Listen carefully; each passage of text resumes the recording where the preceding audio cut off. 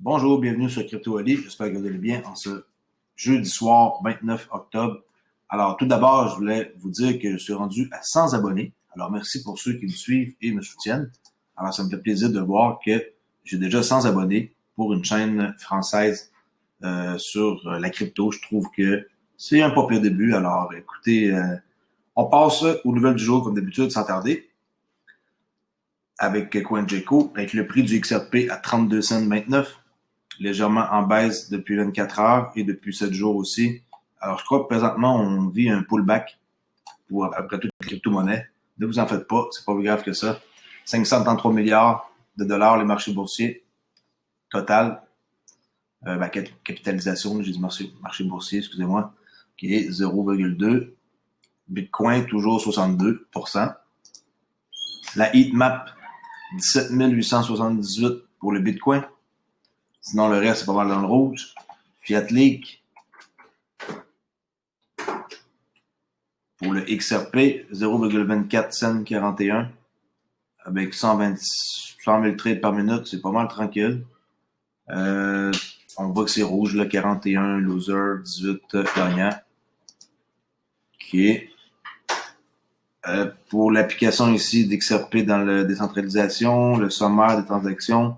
Maintenant, j'inclus ça dans mes vidéos parce que je trouve ça important de voir que, comme par exemple, aujourd'hui, il y a eu pour 805 millions de dollars en volume USD.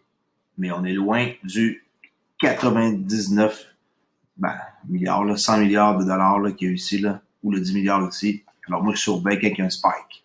OK, on tient ça tout au courant à chaque jour.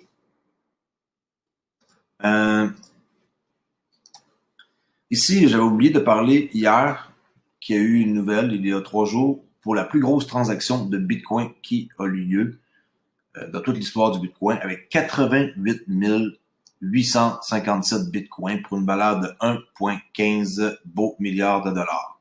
Et le coût total de la transaction a été ridiculement bas, avec 3,54 $. Alors, je ne sais pas c'est qui a acheté pour 1,15 milliard de Bitcoin. Excusez-moi. Bon, excusez-moi, je me suis étouffé. Alors, on continue. Alors, 3,54 dollars pour la transaction. C'est très, très, très bas, hein, on s'entend, pour cette somme-là. Alors, on continue avec U-Today, un partenaire de Ripple, Therapy, pour stimuler le flux des versements à partir du Canada avec la licence CANAF. La principale plateforme de paiement Therapy, qui s'est associée à Ripple et MoneyGram, a reçu une licence CANAF pour étendre sa présence sur le marché des envois de fonds en Amérique du Nord. Okay, Therapy, c'est un client Ripple.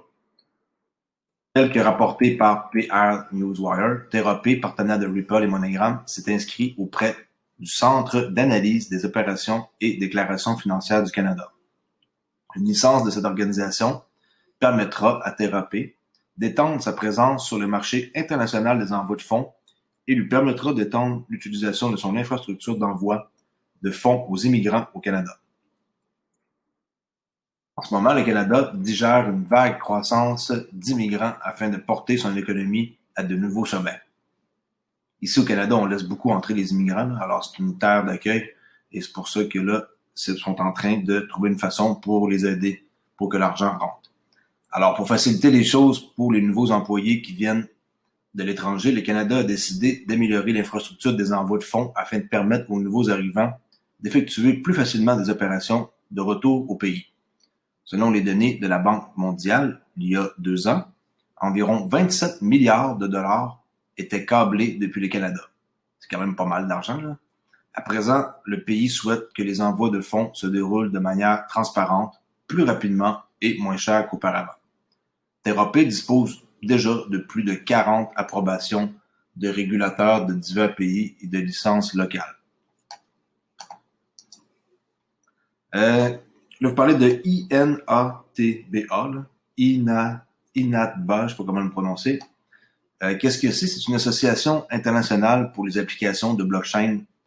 Okay? Alors, eux, ils offrent aux développeurs et aux utilisateurs de la Distributed Ledger Technology, okay, un forum mondial pour interagir avec les régulateurs et les décideurs politiques et amener la technologie blockchain à l'étape suivante. Et pourquoi que je vous parle de eux?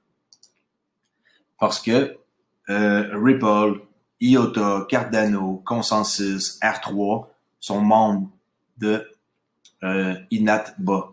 Alors, les géants de la cryptographie Ripple, Cardano, qui est Fondation et IOTA, se sont associés pour créer l'Association internationale pour les applications de blockchain de confiance. C'est comme ça qu'ils appellent ça. En plus de ces trois membres principaux, il y a plusieurs autres membres, dont Consensus, Guardtime, IBM en Belgique, Blockchain Italia, R3, puis un autre truc au Danemark ici. Alors, ils se sont tous mis ensemble pour créer le INATBA. Et grâce à ça, ça va permettre de faire plusieurs choses, comme le PDG de Ripple ici, qu'on voit qu'est-ce qu'il déclare. C'est que c'est un honneur et vraiment un privilège pour nous d'être l'un des membres fondateurs de l'International Association for Trust Blockchain Application. Okay? C'est vraiment un moment charnière pour l'industrie de la technologie du grand livre distribué. Il est essentiel qu'en tant qu'industrie, nous réussissions, excusez-moi, et collaborions avec des organismes de réglementation et des gouvernements du monde entier. Le travail que nous assistons avec la Commission européenne est essentiel et peut être à la pointe de cet effort. Nous sommes ravis de nous impliquer et avons hâte d'être l'un des principaux participants. Alors ça, c'est ça que Brad Garlinghouse avait mentionné. Alors ici, on voit le site web. Leur objectif, dialogue constructif, moderne, modèle de gouvernance, aide au développement et l'application de la DLT. Les membres qui font partie, il y en a beaucoup, là. Accenture, client de Ripple, Algo, qui est très bon projet pour ceux qui ne connaissent pas ça. Banque Fric, tout classé par ordre alphabétique, là. Vous pouvez aller voir la banque, la bourse en Allemagne. Ici. Cardano Fondation, Cargo Cashlink, Coin Army, non, je connais pas. Consensus. Et distributeur d'Exode Consulting. Voir. Energy Web, on a parlé hier de Everest, NTT Data, la compagnie, là, c'est énorme. Fujitsu, IBM, qui allez voir. IOTA Fondation, ça vaut la peine de voir tout le site complet. Alors, ici, on voit aussi Kevin Cage, là, qui parle en quoi que XRP, Energy Web, VeChain, Cardano, IOTA puis Coin sont déjà aussi membres de l'association. Merci pour le partage. Ici, je vais vous parler de... Ça fait le buzz depuis quelques jours, là, Crypto Granny. Okay. Je l'ai découvert avec l'aide d'autres personnes que je suis sur YouTube qui parlent d'une femme là, qui a vraiment comme beaucoup d'expérience dans la finance et qu'elle a fait une vidéo, sa dernière, qui date du 25 octobre et qui parle d'un scénario avec des outils qu'elle a, je crois, créé un puis l'autre qu'elle utilise, qui permet de voir d'ici les 6 prochaines années quelle serait la valeur de XRP. Alors, il y a 3 scénarios possibles, selon elle. Il y a le scénario que la valeur avec 42 milliards ici en circulation d'XRP, le XRP serait à 1128,75 qui est 1128,75. Le deuxième scénario avec 38 milliards d'XRP ajusté pour les pertes avec les XRP et ceux qui sont brûlés, là, parce qu'à chaque fois qu'il y a une vente, il y a une quantité infime qui est brûlée. Alors, avec 4 milliards de moins, le scénario serait à 1243, un peu plus cher. Le modèle, là, j'ai pas encore écouté là, sa vidéo. Écoutez, je peux pas comme tout vous montrer son analyse qu'elle a faite, mais j'ai juste pris la séquence où ce qu'on voit ici, le montant du XRP selon elle pour 6 ans. Et le Messario amène, là, je n'ai aucune idée c'est quoi encore, avec 21 milliards en circulation, serait à 2215 $. Avec le discount cash flow, là, je sais que c'est ça qu'elle utilise. Alors, je vais écouter la vidéo complète. Je vais sûrement revenir avec ça pour plus d'informations. et vous parler plus en détail. Moi, j'avais estimé que pour 2025, 1000 $. Alors, on s'entend que je suis pas trop loin de mon estimation comme elle. OK. Ici, Ben Rickard qui dit bon, on continue à imprimer, une crise monétaire aux proportions épiques nous attend, qui va s'appeler le Great Reset. Et là, on voit ici le Forum économique mondial qui nous montre une vidéo de 2 minutes que je vais vous faire jouer, qui est vraiment intéressant.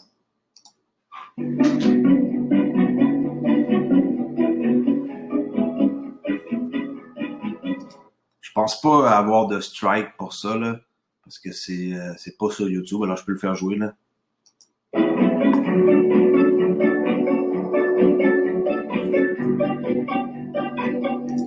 Puis, c'est quand même assez facile à lire, là. C'est des petites phrases, là. 9,8% que l'économie allait reculer entre avril et juin.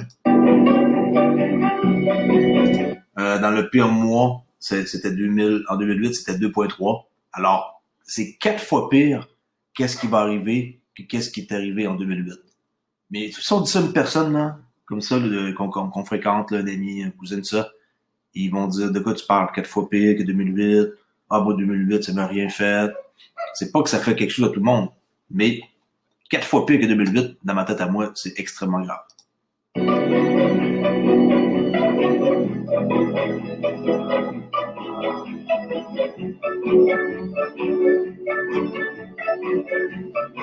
On voit ici, on voyait des gens qui se font aider là, qui sont capables de manger. Okay. Ici, la plus grosse erreur qu'ils ont faite en 2008-2009. Okay. 2008-2009, we threw the stimulus too fast. We went in. Ils disent que la plus grosse erreur, ça a été d'enlever le stimulus qu'ils ont donné aux gens trop rapidement. To austerity too fast. And what happened is we went into 2 further downturns of the world economy after that because we were too fast. We should not make the same mistake this time. Lives against livelihoods is a totally false dilemma. What you should do, of course, is throw everything you got, including the kitchen sink, at the virus. Beat the virus, control the virus, which is what is not happening now. And, of course, that has a cost. But the cost of not doing that is much greater. Okay, ici, numéro 2, aider les autres dans leur nouveau travail. The problem of skilling is going to be crucial. In the 2008-2009, the middle skilled were the ones that were more affected. The low skill were not so affected, and of course, the people at the top always do very well. Right now, ils disent que ceux qui vont être le plus affectés, c'est la classe en bas, là. La classe moyenne, peut-être moins pire, puis ceux d'en haut, ils seront pas affectés parce qu'eux, ils connaissent les trucs. Ils vont toujours s'en sortir, puis même, ils vont faire de l'argent sur le dos des autres personnes, comme en 2008. Now, it's the low skilled that are being more affected, and the ones that may lose their links with the markets more permanently. That is going to be a very serious result because they're more difficult to catch up in terms of skilling, but also because you may see not only very serious economic and financial pressures, you're also going to see very serious political pressure. OK. Intéressant de voir ça. Merci pour le partage à Ben Rickard. Ici, le Cointelegraphe, le gouverneur de la Banque centrale du Kenya, qui semble être intéressé par CBDC, Central Bank Digital Currency, de détail plutôt que par la vente en gros, là. Autrement dit, plus avec les gens qu'entre grosses institutions. Alors, à suivre, OK? On voit que de plus en plus, c'est une nouvelle après l'autre par rapport à un endroit dans le monde qui veulent adopter le CBDC. C'est incroyable.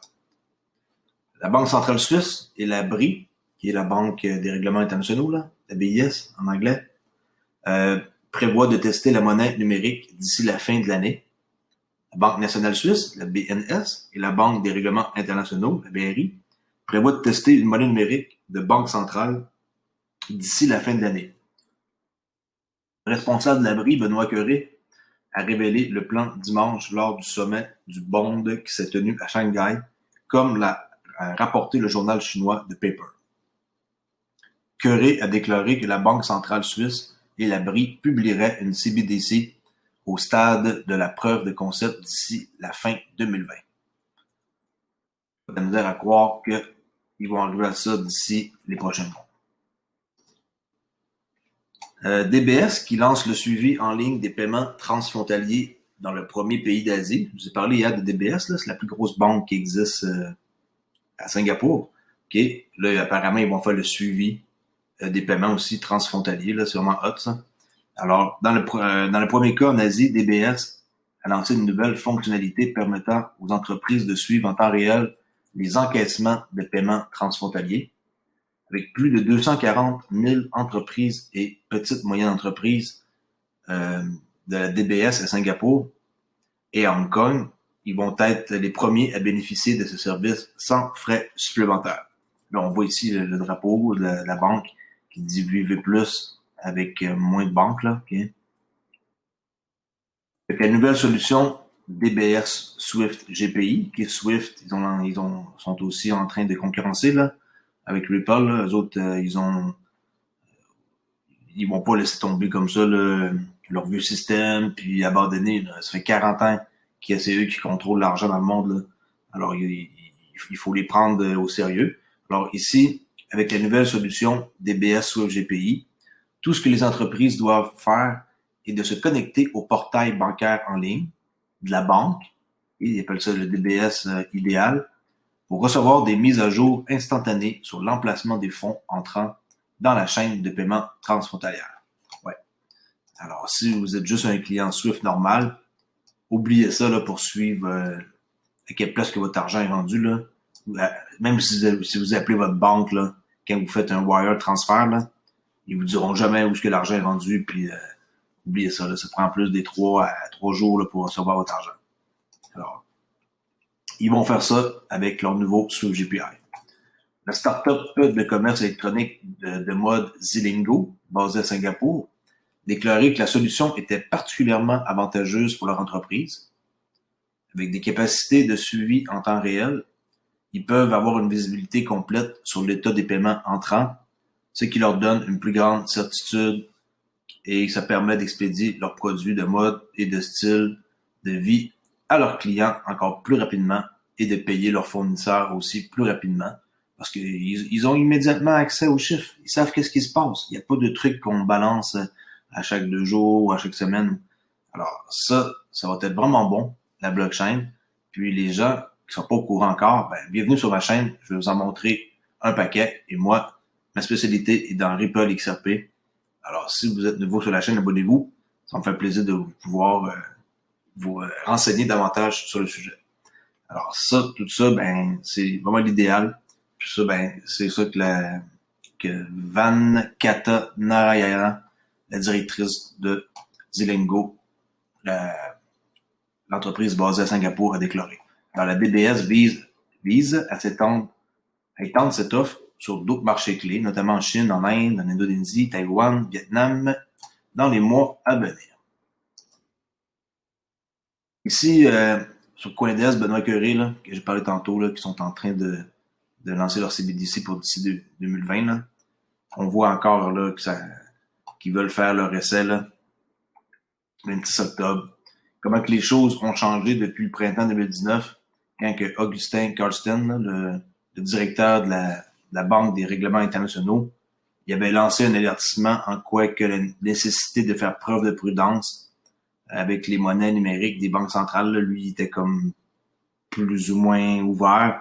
Puis finalement, il est en train de changer d'avis, hein, comme tout le monde d'ailleurs. Alors aujourd'hui, selon la source d'information chinoise de Paper, la même institution surnommée la Banque centrale pour les banques centrales, qui est qu'on un peu ça, la BRI, là, parce que c'est le boss des banques, qui est la BIS en anglais, il prévoit son propre essai d'une CBDC aussi en collaboration avec la Banque centrale suisse. Comment que les gens ils changent d'avis vite, hein? Tout ça à cause du COVID. C'est incroyable. Présenté par Benoît Curé, responsable du BIS Innovation Hub au Bond Summit là, à Shanghai, comme je mentionnais tantôt, du 23 au 25 octobre. L'initiative de validation de principes sera en cours avant la fin de l'année, ce qui ouvrirait la voie à l'expérimentation pour les CBDC, mais en gros, là, en USA, pas pour les détaillants. Alors, c'était pour montrer qu'à deux endroits différents, la nouvelle se confirme.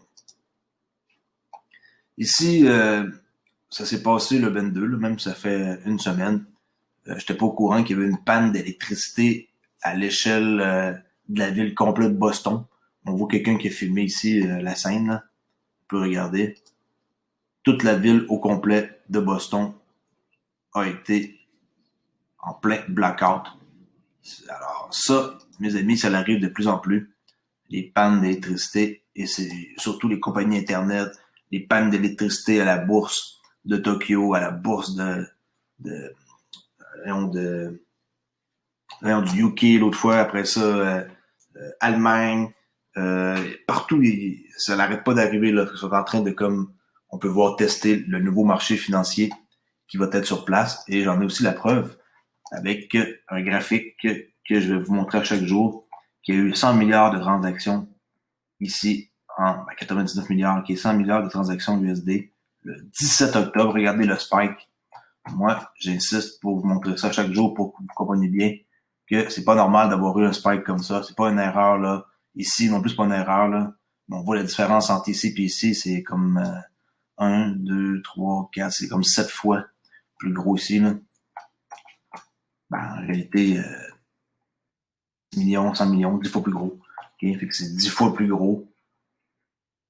Alors, s'il y a des gros chiffres comme ça qui sont sur une base quotidienne là, dans les prochains jours, ça veut dire que c'est décoller le nouveau système et vous allez voir comment est-ce que ça va aller vite suite à ça. Même ici, dans le plus bas, j'ai vu dans un autre article qu'on voit que le gars, il a dit qu'à Vegas, le Parrish Hotel à Vegas, qui a eu un blackout complet pendant 25 minutes, même les urgences étaient en panne, puis même le Bellagio Hotel aussi avait des problèmes. Alors, vraiment, il y a vraiment des trucs qui se passent qui sont suspects et qui sont pas normaux. Le King Solomon, qui est vraiment un bon YouTuber qui pousse les études d'une façon approfondie, là, il m'inspire sur certains sujets. Ici, il nous montre que il y a eu un nombre de transactions non confirmées sur le réseau Bitcoin énorme depuis 2017, qui c'est du jamais vu.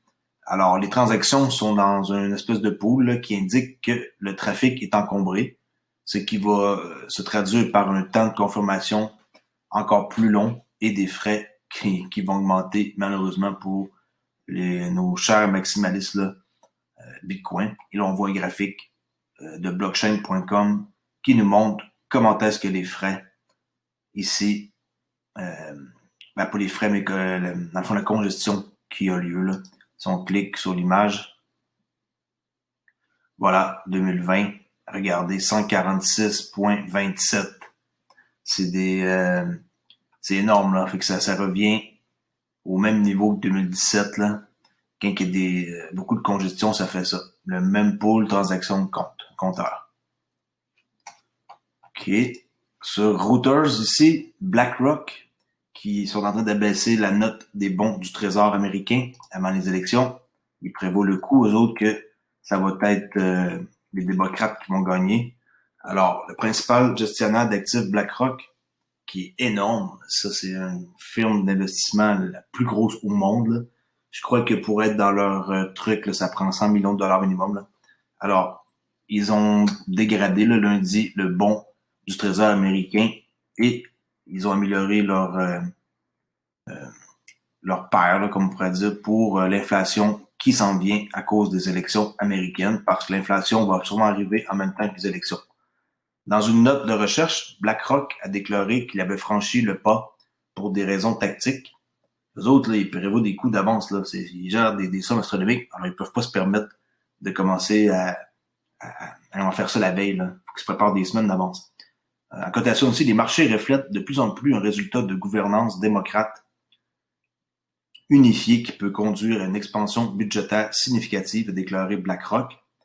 Ce résultat électoral ferait avancer la tarification du marché du régime d'inflation plus élevé que nous reflétions déjà dans notre vision des actifs stratégiques. Je vais vous montrer ici combien qui gèrent d'argent, eux autres, là. On va faire une petite recherche vite fait. BlackRock,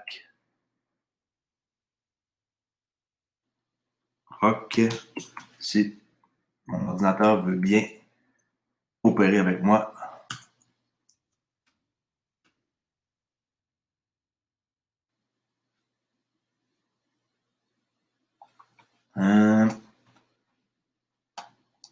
Fondé en 88. Okay, c'est une société américaine de gestion de placement mondial à New York. Initialement en tant que gestionnaire d'actifs institutionnels, de gestion des risques et de revenus fixes, BlackRock est le plus grand gestionnaire d'actifs au monde. Ouais, j'avais dit un des plus grands, mais c'est le plus grand. Avec 7,4 billions de dollars d'actifs sous gestion à la fin du quatrième trimestre 2019. Ils ont leur action à la bourse de New York Stock Exchange, à 602 dollars, qui est en hausse aujourd'hui de 2 dollars. PDG Laurence D. Fint. Apparemment, présentement, c'est une femme qui, a toujours été, toujours une femme ici, 1988. Alors, j'avais aucune idée que c'était Laurence D. Fink, là. C'est une première fois que je fais une recherche comme ça sur Google pour voir. Actif sous gestion, siège social fondateur. OK. On peut voir c'est qui ici, là, Laurence D. Fink. Ah non, Lawrence, c'est vrai. Un homme aussi peut s'appeler Lawrence. J'avais oublié. OK, alors, Lawrence D. Fink, c'est lui qui a fondé BlackRock. Toujours bon de vérifier avant. Hein? Bon, ensuite, pendant que j'y suis ici, je voulais vous montrer un courriel que j'ai reçu. Un petit instant, je mets ça sur pause, je vous reviens. OK, je vous reviens. J'ai trouvé mon courriel. C'est, dans le fond, un courriel que j'ai reçu de AMP Futur. C'est le coursier que j'ai à Chicago, que je vais vous parler dans mon cours de trading, pour ceux que ça les intéresse, qui m'a envoyé un courriel qui dit que, ça c'est à cause des élections, là, ils vont augmenter leur marge. Alors, exemple, vous voulez trader le Dow Jones, ce qu'on voit ici, ouais, bon, le Dow Jones, qui est à 5 piastres le titre, là, comme je vous ai montré dans mes vidéos précédentes. Le symbole, c'est le YM. Au lieu d'avoir besoin de 500 dollars par jour pour tenir une position en day trading, là, entre l'ouverture, entre 6 heures le soir et 3h30 l'après-midi. Entre 3h30 l'après-midi et 6 heures, vous devez avoir beaucoup plus que 500 piastres, là, pour tenir une position avec le Dow Jones, là. Ça, c'est dans les contrats futurs. Maintenant, au lieu de 500, c'est 1000 dollars. Ils ont doublé 2x, qui est le montant. Avec le Nasdaq, avant le Nasdaq, c'était 400, maintenant c'est 800. Le Russell 2000,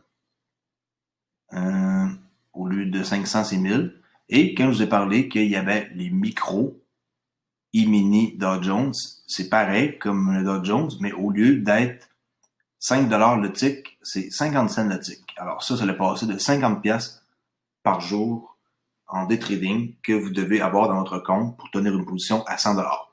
Alors quand je vous ai dit que c'était abordable, puis que j'allais vous montrer une façon de pouvoir vous partir sans vous endetter, 100 dollars, si quelqu'un n'a pas ça dans son compte là, pour trader, je vous conseille d'échanger de métier immédiatement. Okay? Alors bon, ça prend juste 100 dollars. On s'entend que ça prend pas 100 dollars, ça prend un peu plus. Hein? Parce que si vous tombez un peu en négatif, avant de remonter en positif, vous devez être capable de soutenir la position. Alors, je vais vous montrer tout ça dans mon cours pour ceux que ça intéresse. Alors, c'est juste pour vous montrer que les autres aussi se préparent à cause des élections du 3 novembre à augmenter leur marge parce que il va y avoir tout que de l'action ce soir-là, croyez-moi. Ça vaut la peine. Je ferai une vidéo spécifiquement sur l'événement. Vous allez voir comment est-ce que ça bouge les marchés là durant les élections. On continue avec mon super ordinateur ce soir que là, je commence à me dire que je vais redémarrer bientôt. Ripple qui rejoint Mobi, M-O-B-I. Okay. Ripple fait désormais partie de 88 membres, des 88 membres de Mobi. Mobi, c'est quoi? C'est une organisation mondiale à but non lucratif qui travaille à améliorer la mobilité à l'aide des chaînes de blocs, des registres distribués et des technologies associées. Mobi et ses partenaires créent des moyens simples d'identifier les véhicules, les personnes et les déplacements afin de rationaliser les transactions de mobilité en promouvant des protocoles sécurisés pour les communications et les paiements de véhicules et aussi de l'infrastructure. Et ici, Mobi, on peut voir, je vais vous montrer une vidéo là, que j'ai pris la peine de mettre ici en traduction en français. Okay? Transportation systems, particularly in urban areas, are already overwhelmed by demand, putting strain on infrastructure and reducing traffic safety. According to the United Nations, urban populations will increase by 50% by 2050, making the effects of urbanization, including pollution and traffic congestion, incredibly difficult to manage. In many countries, vehicles tend to be the largest source of carbon emissions. In addition to the environmental impact, 1.25 million people die in traffic accidents per year across the globe. C'est tout par rapport au mouvement des automobiles. To mitigate the effects of vehicle congestion and overcrowding, la cities need to develop new ways to manage road infrastructure and vehicle flow. C'est une nouvelle façon pour mettre fin à la congestion. We believe that we can leverage the convergence of rapidly maturing technologies, AI, IoT, and blockchain, to assign anything. Avec l'intelligence artificielle, l'Internet of Value, IoT, puis après ça, on voit ici qu'est-ce qu'elle a dit. Tout ça ici, là, l'intelligence artificielle, l'Internet of Things, la blockchain, GPS, Smart City, que je peux grossir l'image pour qu'on voit un peu mieux de quoi que ça mentionne. La qualité est pas top, par exemple. Ça, c'est, je devrais pourtant être en 1080. Là. Bon. To assign anything, a person, a vehicle, or a piece of infrastructure with an identity. These digital identities can unlock the potential for a mobility network with intelligent entities that can perform transactions and communicate with each other. This, in turn, enables cities to build, operate, and finance their infrastructure in new and radically better ways.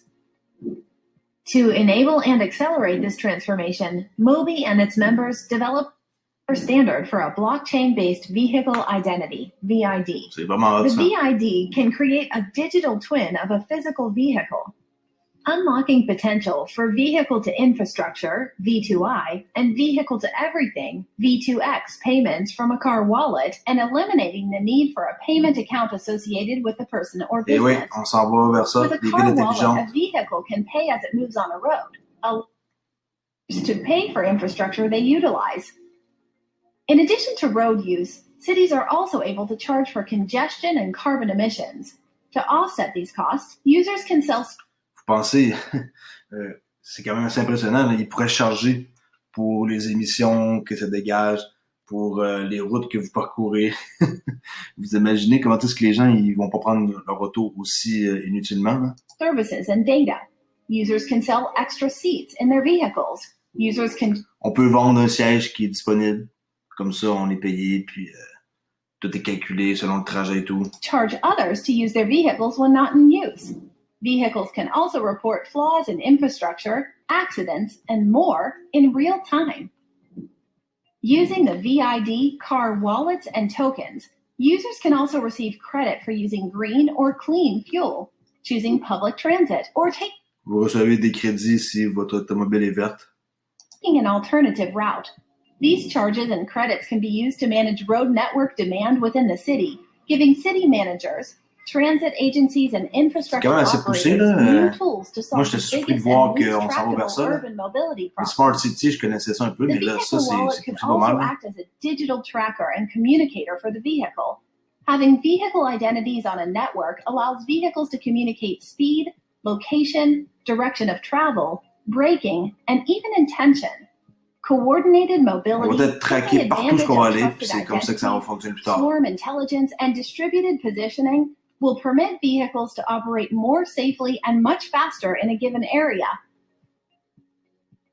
Mobi's VID, together with vehicle wallets and tokens, will permit infrastructure owners to charge users fees to pay for repair, maintenance, and new construction.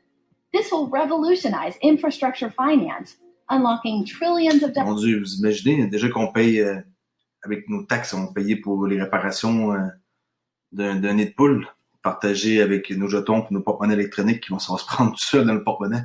Ça fait un peu peur quand même, la technologie future des smart cities. Quand même, là, moi j'avoue. Là. Dollars of stranded capital, improving resource allocation, and more fairly distributing the financial burdens among citizens. OK. Je trouvais ça important de vous montrer vers quoi que l'avenir est porté à s'en aller. OK.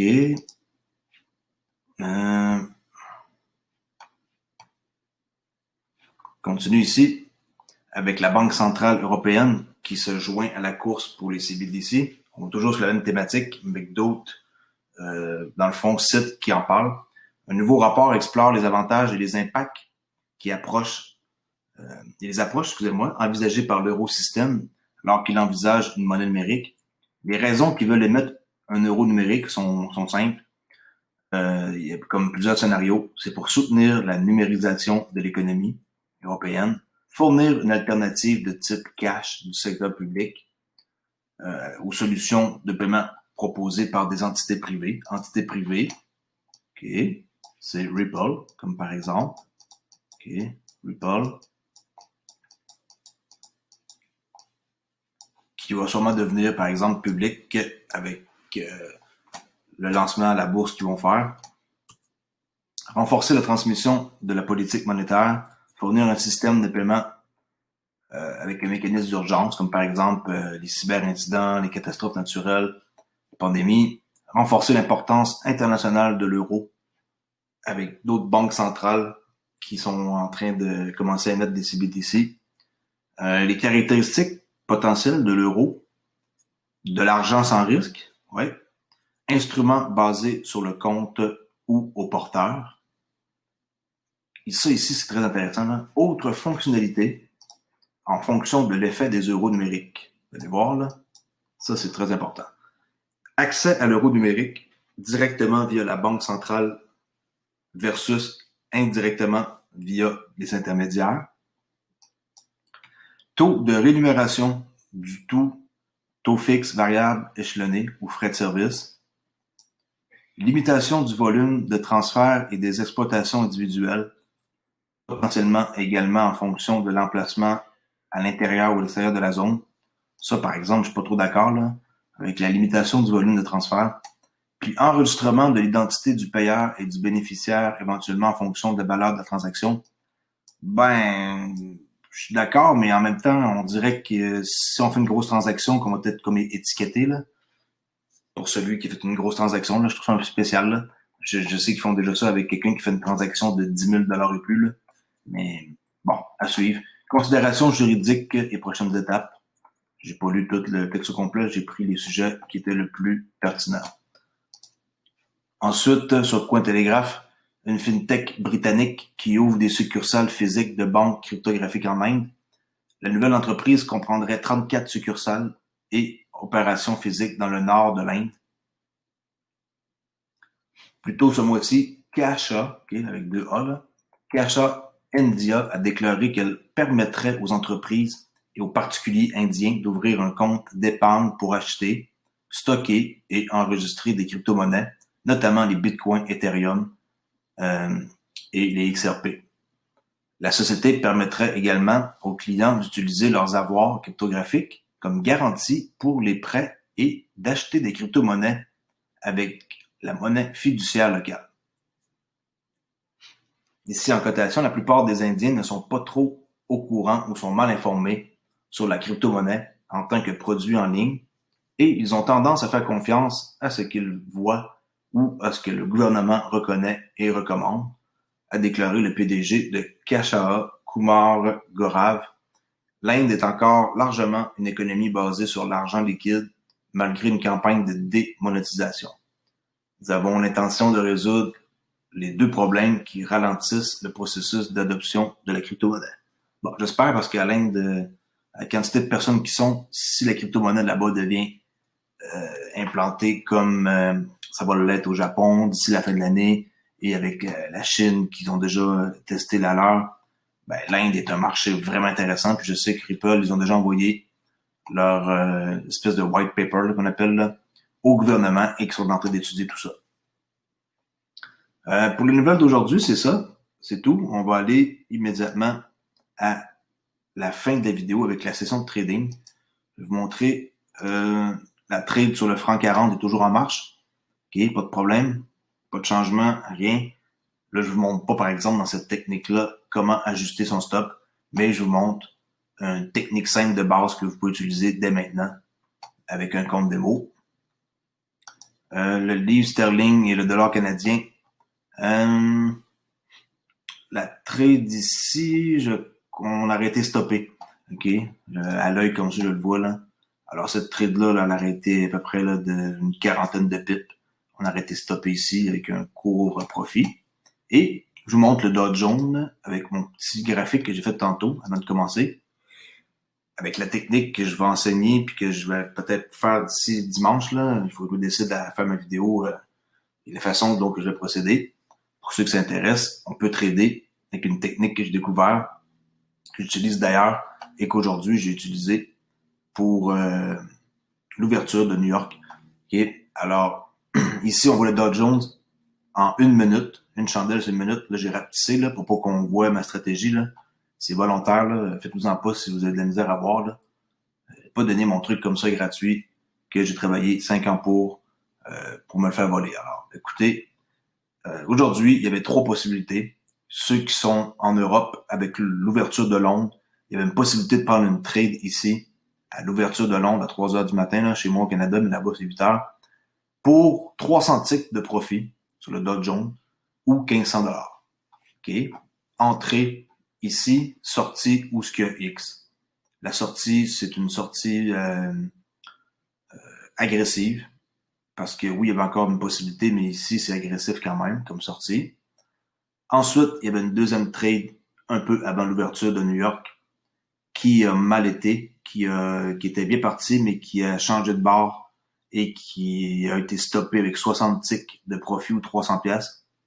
Ensuite, ça c'était la 2. En troisième position, il y avait la trade de New York pour l'ouverture du marché qui était ici, là, le chiffre, là, il n'est pas placé à bonne place. La trade de New York, c'est ça, ce qui est la flèche rouge là. Ça a été la trade que j'ai pris qui m'a fait suer là, parce que après avoir eu une belle montée ici de 178 points environ, je pensais prendre mes profits ici, mais j'ai été un peu gourmand et j'ai laissé faire la trade et j'ai commencé à regretter. Et là, quand on a du regret, c'est pas bon, il faut absolument sortir de la position. Aussitôt qu'on commence à avoir du regret, là, il faut écouter nos émotions. Alors, je me suis entêté et j'ai continué à garder ma trade. C'est revenu au même prix que je l'avais acheté, finalement pour perdre 200 ticks. Mais avec la technique que j'enseigne, il y a une façon d'être sûr si on est dans le bon sens, et j'étais sûr que j'étais dans le bon sens. Le pire qui aurait pu arriver, c'est que j'aurais rien gagné et rien perdu. Mais quand on a la chance de mettre la main sur 200 ticks environ, il faut la prendre, la chance. T'sais. Ici, j'ai mal géré un peu mes émotions et j'ai été dérangé, il y avait du bruit. Et mon bureau, vu qu'il est proche de la cuisine, j'ai eu un peu de la misère à me concentrer et ça m'a permis quand même de garder la position jusqu'à la fin de l'après-midi ici, que j'ai laissé courir pour un 230 ticks de profit ou 1150 $. Après ça, il y a eu une 4e trade qui était disponible, mais là, je voulais plus trader. Là. J'ai 2 enfants à m'occuper, puis ma femme qu'il faut que j'aide là, pour la cuisine et tout le ménage. Alors, il y avait une 4e trade ici à New York pour la fermeture des marchés à 3 heures environ que vous auriez pu prendre. Mais là, on peut pas passer 3 heures du matin jusqu'à 3 heures l'après-midi à trader, là, 12 heures, là, ça se fait pas. Alors, c'était une trade très, très, très payante. 290 ticks de profit ou 1450. La trade est toujours valide. Okay? On voit ici que ça va nulle part présentement. Là. Alors, cette trade-là, elle serait prise à la fin de l'après-midi, vers 3h, 3h30. Puis, très gros profit. Et ensuite, ceux qui sont conservateurs, ils auraient peut-être sorti ici avec un profit intéressant là, de 240. Mais moi, je dis que la trade, il faut la garder encore parce que le marché, selon ma technique que j'ai créée, inventée de moi-même, dit qu'il faut encore garder la position. Et ceci n'est pas un conseil financier là, pour ceux qui écoutent. N'allez pas vendre de Dow Jones ce soir-là à 10h PM, heure de l'ESC. Alors, pour aujourd'hui, c'est tout. On va s'arrêter là. Je vous dis un gros merci pour celui qui a été mon 100e abonné. Ça me fait vraiment chaud au cœur. Et on se revoit demain pour une prochaine.